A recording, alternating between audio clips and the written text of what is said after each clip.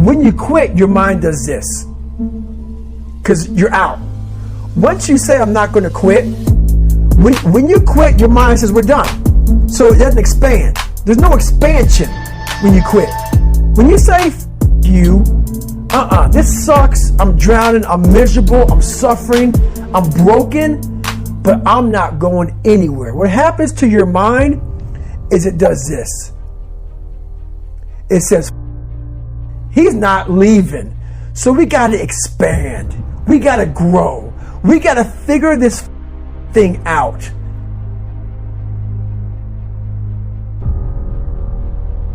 I needed to be ready. I needed to be the things I always talk about. I needed to be stronger and faster and smarter and better. That was a thought that used to drive me and kind of haunt me and make me get up early and work hard to push myself. I've been getting on that squat rack and grinding it out for 25 years, and I'm not bored with it yet. It might seem like that's an unwinnable battle, but really, to me, it's not about winning. It's the battle itself. It's the struggle. It's the daily test. That's what life's about. Not just physically, but mentally. Getting that rock to the top of the mountain, that's not what my goal is. My goal actually is pushing the rock. Because pushing the rock, that pushes me. That makes me tougher. That makes me harder, mentally and physically. It gives me much more than I give it. I want to struggle. I want to grind and claw and scratch, and I want to dig in, and I want to push. And I don't want it to end. If I ever got the rock to the top of the mountain and it stayed there, I'd push it back down myself. I don't want to rest, and I don't want to coast. And I don't want to reach a point in my life where I say, that's it. I've done enough. I'm not going to give anymore. I'm not going to push anymore. No. That relentless cycle of day-to-day challenges, they aren't maddening to me. They don't frustrate me. They inspire me. Inspire me to drive and push more and to push harder. So I say, dig in and get to pushing. Those of you who are listening to this, whoever hear this, you will not find toughness in a comfortable environment.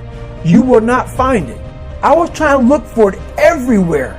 The only way you find it is to drown yourself in a position where you're just out of sorts, where you can't swim and you're drowning. Where you're drowning. You're drowning in life. But you say, you know what, man? And then you start to engage parts of your mind that you never engaged before.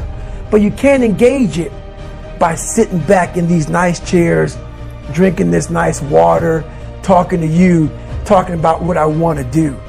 When you're in suffer mode and you say, I'm not going to quit, you're forcing your brain now to operate on a level it's not used to.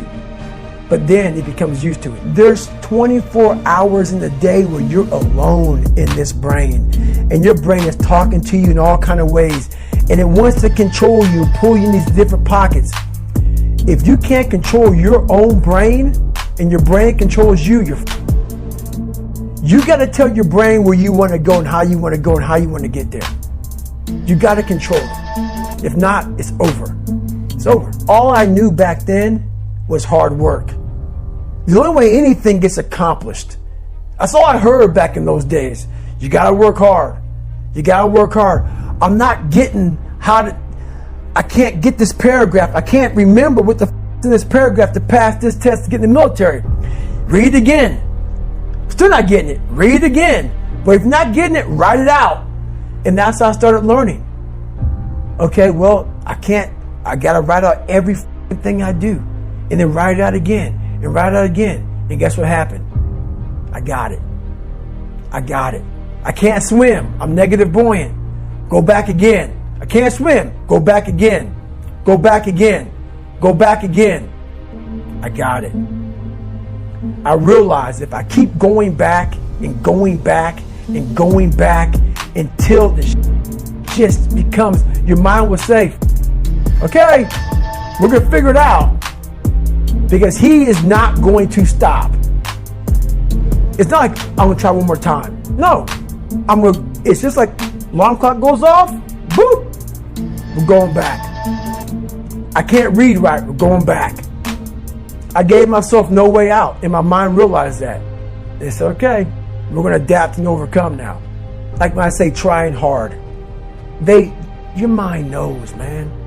It knows this guy's me, man. This guy's lying. There's no truth behind it. When I was in Navy SEAL training, people go, how were you there for 18 months? The program was only 6 months long. You were in 3 hell weeks in 1 year. No one's ever done that. How did you do that? I told myself after the first time, I knew it was going to be a long journey there. My body was breaking down. It was just how it was going on. I said, you know what? This is my new norm. So my mind said, it's like going to work. Like you go to work, you put your suit and tie on. I go into suffering every day. Every day suffering, being broken, duct taping my feet up, stress fractures, shin splints, being broken. This is my new norm. And your mind says, if we're not broken, this ain't normal. We gotta be broken. So then your mind starts to get tougher and tougher. My mind knew this is how we operate. We're in Navy SEAL training. This is what we are. I became hell. And that became my new norm. I gave myself no way out. I became the boss, the owner, the CEO of Navy SEAL training. That was my mindset. And that's how you get through things. You immerse yourself wherever it is, and you become that. You become that and give yourself no way out. I can tell you what path I'm on and what path I strive to stay on. And that is the warpath. That's the path I'm on. The warpath. A path of war. Because to me, warpath means moving toward a battle. A fight towards war. And that is what I am doing, and that's what I've always been doing. Whether it was the actual war against our nation's enemies or the war against my own weaknesses, that is what I am doing. Preparing and sharpening my sword and honing my skills and maintaining the unmitigated daily discipline in all things. And the warpath is just that. It's a path. It's a route. It leads somewhere. I am waiting. And I am ready. The warpath is a war against weakness. And so it leads to strength. So you know what you have to do? You have to be a man, and you have to do your job now, and this is what matters now. I think that telling yourself and recognizing to yourself, why are you trying to do this thing? Because you're trying to do something because it does matter, right? It has to matter in some way. These little things, these little stupid, meaningless tasks in life, they actually do matter. So you know what you do? You line them up and you freaking crush them. That's what you do. That's what you do. You line up these stupid, meaningless things and you crush them, and you use them as an exercise in discipline. They become an exercise in discipline. Oh, this thing doesn't matter. Guess what? I'm going to crush it now. Bring it to me. When you say, oh, you know what? I'm not going to finish this book right now. You say, but I don't want to do it right now. I can push it off a little bit. You accept that. You accept that answer. You accept that answer. I'm not a guy that says, I'm going to do this or I'm going to do that. I just do it. I just go and do whatever that thing is. And the path, the war path, leads to control and leads to ownership of your life. And that, to me, is the war path. The path of fire and adversity. The path of blood and of sweat and of suffering. The war path is the preeminent path of discipline, which is why it leads to freedom. And beyond that, in the end, the war path, it leads